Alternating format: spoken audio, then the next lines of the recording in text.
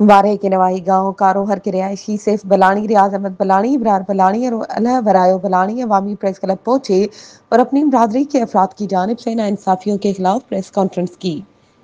اس موقع پر رہنماؤں نے بات کرتے ہوئے کہا کہ ہم گزشتہ 18 سالوں سے حمل ڈھنڈ جان کے وارث ہیں، جہاں ہم مچھلی کا شکار کر کے اپنا روزگار چلاتے ہیں۔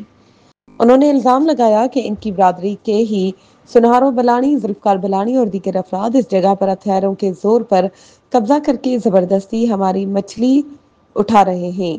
حالانکہ نواب شبیر احمد خان چانڈیو اور تمندار رئیس تھارو خان کے فیصلے کے مطابق ہر کسی کی حدود طے کی گئی ہیں، لیکن یہ افراد اس فیصلے کی خلاف ورزی کر کے جھگڑا بڑھا رہے ہیں۔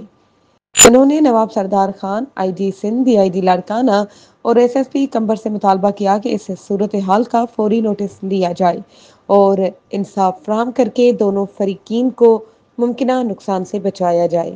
مزید خبروں اور اپڈیٹس کے لیے ہمارے چینل کو سبسکرائب کریں اور بیل آئیکن کو پریس کرنا نہ بھولیں۔